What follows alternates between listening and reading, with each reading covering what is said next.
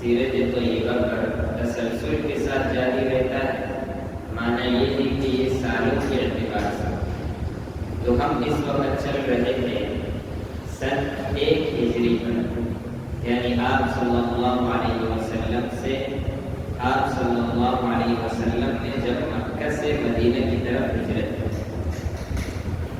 یہ بات آپ نے سنا کہ آپ صلی اللہ علیہ وسلم کو جب حکم ہوا کہ آپ ہجرت کریں مدینہ منورہ کی طرف، تو آپ نے سب سے پہلے اپنے صحابہ کو اس ہجرت کا حکم دیا۔ جب صحابہ کرام نے ہجرت کی اس کے بعد آپ صلی اللہ علیہ وسلم نے ہجرت کی، لیکن آپ نے ہجرت سے قبل حضرت ابوبکر صدیق رضی اللہ تعالی عنہ کے گھر گئے اور ان کو اپنے ساتھ لیا، چونکہ اللہ کی طرف سے حکم یہی تھا کہ حضرت ابوبکر کو اپنے ساتھ اس سفر میں اپنا ہم سفر بنائے۔ تو آپ صلی اللہ علیہ وسلم نے حضرت ابوبکر کو ساتھ لیا اور سفر کے لیے نکلے۔ اگر آپ جغرافیائی اعتبار سے سمجھنا چاہیں تو آپ یوں سمجھیں کہ جہاں ہم بیٹھے یہ مسجد مکہ مکرمہ ہے اور مدینہ منورہ وہ آتا ہے جنوب کی طرف اس طرف، اور غار ثور آتا ہے شمال کی طرف اس طرف۔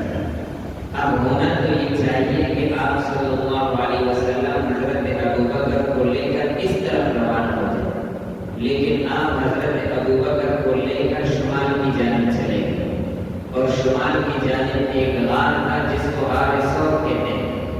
آپ نے وہاں پر پناہ لی، 3 دن تک آپ حضرت ابوبکر کے ساتھ اس غار میں رہے۔ اب 3 دن تک اس غار کے اندر قیام کرنے میں یہ حکمت تھی کہ مکہ مکرمہ کے جو مشرکین ہیں جب وہ تلاش کریں گے 3 دن تک جب وہ نہیں ملیں گے تو ان کا تلاش وہ ٹھنڈا پڑ جائے گا۔ جب وہ آپ صلی اللہ علیہ وسلم مدینہ کی طرف ہجرت کریں گے تو اب ان کے وہم و گمان میں یہ نہیں ہوگا کہ اس وقت وہ ہجرت کریں، تو اس لیے حکمت۔ تو آپ صلی اللہ علیہ وسلم نے 3 دن تک قیام کیا، مگر اس سے قبل آپ نے عبداللہ بن طریق نامی ایک شخص کو اپنے رستے کے لیے جو ہمیں رستہ بتائے گا مکہ سے مدینہ کی طرف ہجرت کرتے وقت جو رستہ ہے وہ ہمیں بتائے گا، اس کو کرایہ کر لیا، اور اس سے یہ بات طے ہو گئی کہ 3 دن کے بعد اس بات پہ آپ آئیں گے اور ہم ساتھ چلے جائیں گے مدینہ منورہ۔ تو وعدے کے مطابق آپ صلی اللہ علیہ وسلم 5 ربیع الاول سن 1 ہجری کو صبح کے وقت عبداللہ بن طریق 2 اونٹنیاں اپنے ساتھ لے کر آیا غار ثور کے دہانے۔ تو حضرت ابوبکر صدیق نے ایک اونٹنی پر خود بیٹھے اور اپنے ساتھ اپنے غلام عامر بن فہیرہ کو بٹھایا، اور ایک اونٹنی پر آپ صلی اللہ علیہ وسلم بیٹھ گئے اور ایک اونٹنی پر خود عبداللہ بن طریق بیٹھے ہوئے تھے۔ تو وہ آگے آگے اور وہ دونوں اونٹنیاں ان کے پیچھے پیچھے، یہ قافلہ انہوں نے مدینہ منورہ کی طرف ہجرت کی، لیکن مدینہ منورہ کا ایک رستہ وہ عام رستہ تھا جو مکہ اور مدینہ کے لوگ آپس میں آتے جاتے اس رستے کو اختیار کرتے تھے، چونکہ مکہ اور مدینہ کے لوگوں کا آپس میں رشتہ داریاں تھیں، اور مکہ کے لوگ ہجرت کرتے تھے، مکہ کے لوگ جب تجارت کرتے تھے شام کی طرف تو اسی رستے سے آتے جاتے تھے، یا جب ان کی ملاقاتیں ہوتی تھی تو وہی رستہ وہ اختیار کرتے تھے۔ لیکن آپ صلی اللہ علیہ وسلم نے ہجرت کے وقت اس رستے کو اختیار نہیں کیا جو عام اور مشہور رستہ تھا، بلکہ اس رستے سے ہٹ کر یوں الگ الگ رستوں کی جو خفیہ رستے ہیں ان رستوں کی طرف چلے گئے، لیکن کچھ فاصلے پر جاتے اور پھر اصل رستے کی طرف آتے تاکہ اصل رستہ ہم سے بھول نہ جائے۔ اور کرتے کرتے آپ صلی اللہ علیہ وسلم 5 ربیع الاول کو نکلے بروز پیر کو، اور 12 ربیع الاول بروز پیر کو آپ مدینہ منورہ مسجد قباء پہنچ گئے، قباء کے علاقے میں پہنچ گئے۔ لیکن اس ہجرت کے دوران کچھ واقعات پیش آئے۔ سب سے پہلے یہ واقعہ پیش آیا کہ حدیث نامی ایک علاقہ آتا ہے، جب مدینہ منورہ کے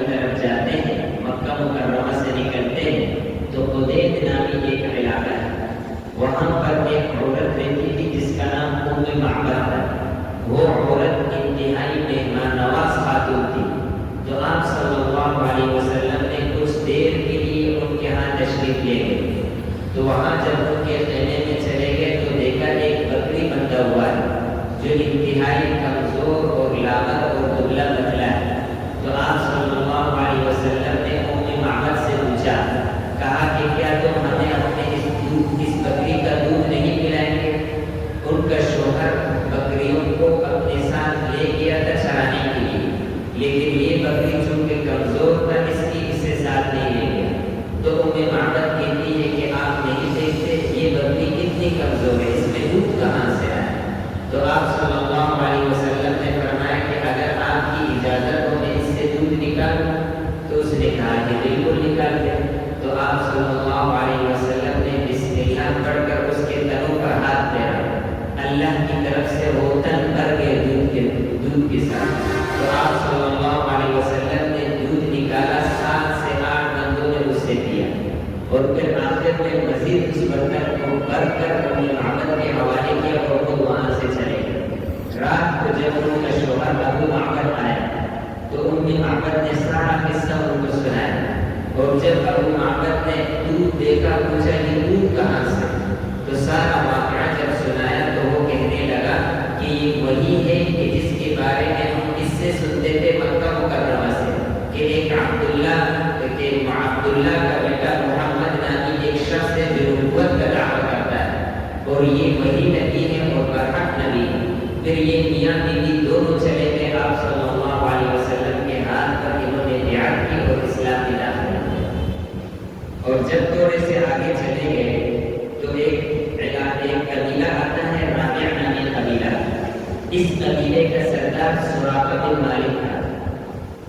چونکہ جب آپ صلی اللہ علیہ وسلم آپ نے ہجرت کی اور ہجرت کا ارادہ کیا اور آپ مکہ سے نکلے تو مکہ کے سردار ابو جہل نے یہ اعلان کیا کہ جس نے ان دونوں کو گرفتار کیا تو میں اس کو 100 اونٹ بطور انعام کے دوں گا۔ تو یہ بات ہر جگہ پھیل گیا تھا۔ تو یہ بات جو سراقہ بن مالک ہے ان تک یہ خبر پہنچ گیا، تو وہ اپنے علاقے کے سرداروں کے ساتھ بیٹھا ہوا تھا۔ اتنے میں ایک آدمی نے خبر دی کہ میں نے سمندر کے کنارے کچھ اجنبی لوگوں کو جاتے ہوئے دیکھا ہے مدینہ کی طرف، ممکن ہے کہ وہی 2 لوگ ہیں جن کے بارے میں انعام مقرر ہے۔ تو سراقہ بن مالک سمجھ گئے کہ واقعی وہ رسول اللہ صلی اللہ علیہ وسلم اور ان کا جو غلام اور ان کا جو ساتھی حضرت ابو بکر وہی، لیکن بات کو پلٹانے کے لیے اور انعام کو خود حاصل کرنے کے لیے کہا کہ نہیں وہ کہاں یہاں سے گزر سکتے، وہ نہیں۔ تو لوگوں کا توجہ جب کہیں اور ہوا تو سراقہ بن مالک اپنے گھر چلے گئے اور وہاں سے اپنی سواری کو لے کر فوراً ان کے پیچھے آ گئے، اور اتنے قریب آ گئے کہ آپ صلی اللہ علیہ وسلم تلاوت فرما رہے تھے۔ سراقہ نے ان تلاوت کو اپنی کانوں سے سنا۔ جب آپ سراقہ نے ہاتھ کو پھیلایا تو آپ صلی اللہ علیہ وسلم کی بددعا سے وہ اس کا جو گھوڑا ہے وہ زمین میں دھنس گیا۔ تو سراقہ فوراً سمجھ گیا کہ حضور صلی اللہ علیہ وسلم کی برکت سے اور اس کی بددعا سے اس طرح ہوا۔ تو سراقہ نے فوراً رسول اللہ صلی اللہ علیہ وسلم سے کہا کہ میرے لیے دعا کریں، مجھے اس مصیبت سے چھڑوائیں، میں وعدہ کرتا ہوں آپ کے ساتھ کہ اور جو لوگ آپ کے پیچھے آ رہے ہیں میں ان کو واپس کروں گا۔ تو آپ صلی اللہ علیہ وسلم نے اس کے لیے دعا کی اور ساتھ میں یہ بھی بتایا کہ سراقہ میں تمہیں دیکھ رہا ہوں کہ تیرے ہاتھ میں سونے کے کنگن ہے۔ پھر حضرت عمر کے دور میں یہ مشرف کا اسلام ہوئے، پھر حضرت عمر کے دور میں انہوں نے قیصر و کسریٰ کو فتح کیا اور جو سونے کے کنگن تھے وہ سراقہ کے ہاتھ میں۔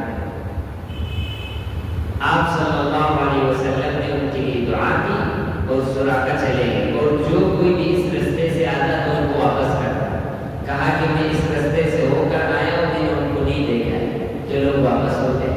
اس طرح آپ صلی اللہ علیہ وسلم اور یہ قافلہ اس سفر کو طے کرتا رہا، یہاں تک کہ زبیر اور حضرت طلحہ یہ دونوں بھی شام سے آ رہے تھے، مدینہ مکہ مکرمہ کی طرف جا رہے تھے۔ تو انہوں نے رستے میں آپ صلی اللہ علیہ وسلم سے ملاقات کی اور یہ بھی مسلمان ہو گئے، اور آگے چلے گئے۔ مقام عرج ایک جگہ آتا ہے، وہاں آپ صلی اللہ علیہ وسلم سے کچھ بھول گیا. تو راستہ جب معلوم کیا تو لوگوں نے بتایا کہ راستہ مدینہ منورہ کا یہ ہے، لیکن خیال کرنا یہاں 2 ڈاکو رہتے ہیں جن کو مہمانان کہتے ہیں، یعنی ذلیل لوگ. عربی میں اس کا معنی ہے ذلیل، ان کا نام ذلیل. لیکن اس رستے سے آپ لوگوں نے نہیں جانا ہے، کیونکہ جو بھی اس رستے سے جاتا ہے تو وہ ڈاکو اسے لوٹ لیتے ہیں. مگر آپ صلی اللہ علیہ وسلم نے ان کے باتوں کی پرواہ نہیں کی. آپ اسی رستے سے چلے گئے. ان دونوں ڈاکوؤں سے ملاقات ہو گئی.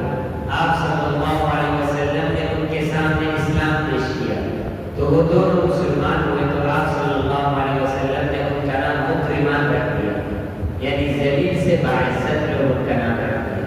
مکرمان کا معنی اکرام والے لوگ، عزت والے لوگ. اور جب آگے چلے گئے تو آگے بریدہ اسلمی سے ملاقات ہوئی. یہ بھی 70 لوگوں کو لے کر آپ صلی اللہ علیہ وسلم کے تعاقب سے نکلے تھے. جب آپ صلی اللہ علیہ وسلم کے ساتھ ان کی ملاقات ہوئی تو آپ نے بریدہ کے ساتھ کچھ گفتگو کی، کچھ باتیں کی، اور پھر اسلام کی دعوت ان کے سامنے پیش کی. تو وہ بھی اپنے 70 لوگوں کے ساتھ جو آپ کے خلاف نکلے تھے وہ مشرف اسلام ہوئے، سب کے سب اسلام میں داخل ہوئے. پھر تھوڑے سے آگے چلے گئے. ایک مقام آتا ہے جس کو قباء کہتے ہیں. قباء یہ مدینہ منورہ سے 3 میل کے فاصلے پر. ہر صبح مدینہ منورہ کے جو لوگ تھے، جو انصار تھے، وہ ہر صبح نکلتے تھے استقبال کے لیے. 500 انصار ہر دن صبح نکلتے تھے استقبال کے لیے. جب آپ صلی اللہ علیہ وسلم نہیں آتے تو یہ دوبارہ گھروں کو چلے جاتے. تو معمول کے مطابق ایک دن یہ لوگ استقبال کے لیے نکلے.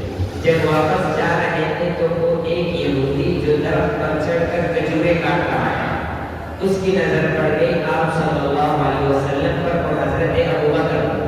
تو اس نے زور سے اعلان کیا اور چیخا اور کہا کہ تم جس کے انتظار میں ہو وہ آ گیا. تو آپ صلی اللہ علیہ وسلم کے استقبال کے لیے لوگ دوبارہ نکلے. تو تقریباً 500 لوگوں نے استقبال کیا. حضرت انس رضی اللہ تعالی عنہ فرماتے ہیں کہ مدینہ منورہ کے اندر اس دن سے زیادہ خوشی کا کوئی دن نہیں ہے. بچے، بوڑھے، عورتیں، جوان سب آپ صلی اللہ علیہ وسلم کے استقبال کے لیے نکلے اور انہوں نے آپ صلی اللہ علیہ وسلم کو اہلا وسہلا مرحبا کہا اور یہ کہا کہ آ جائیں ہمارے گھر، ہمارے جان مال سب آپ کے لیے قربان. اس شہر کے اندر، اس علاقے کے اندر آپ کو کوئی تکلیف نہیں پہنچا سکتا. آپ صلی اللہ علیہ وسلم نے قباء میں کچھ وقت کے لیے آرام کیا، مدینہ میں فوراً داخل نہیں ہوئے. تو آپ جب قباء میں داخل ہوئے تو قباء میں عمرو بن عوف کا جو خاندان تھا وہ سب سے بڑا خاندان تھا اور سب سے ممتاز خاندان تھا. باعزت لوگ تھے، باشرف لوگ تھے. وہاں پر آپ نے کلثوم بن حضر کے مکان پر آپ نے پڑاؤ ڈالا، ان کے جگہ پر آپ ٹھہرے، ان کے مکان پر آپ ٹھہرے. تو مدینہ منورہ سے لوگ جو در جو شوق میں خوشی کے ساتھ آپ کی ملاقات کے لیے آتے تھے اور آپ کی ملاقات کے لیے آ کر آپ سے دین سیکھتے، اسلام کے بارے میں معلومات کرتے اور اسلام میں داخل ہوتے. دن میں کئی لوگ آتے اور اسلام میں داخل ہوتے ہیں. اور جب کوئی مجمع آتا یا کوئی قافلہ آتا تو آپ صلی اللہ علیہ وسلم حضرت سعد کے گھر چلے جاتے تھے. ان کا گھر بہت بڑا تھا. ایک تو ان کا گھر بھی بہت بڑا تھا اور دوسرا یہ ہے کہ وہ غیر شادی شدہ تھا، ان کے ہاں بچے نہیں تھے. تو آپ صلی اللہ علیہ وسلم ان کے ہاں چلے جاتے اور لوگوں کو دین کی دعوت دیتے، اسلام کی دعوت دیتے. پھر کچھ وقت بعد آپ نے مدینہ منورہ کی طرف چلے اور آپ مدینہ منورہ کی طرف داخل ہوئے تو آپ نے سب سے پہلے 3 کام کیے. انشاءاللہ تعالیٰ اس کا تفصیل اگلے اتوار میں بیان ہوگا کہ وہ 3 کام کیا ہے. آپ دیکھیں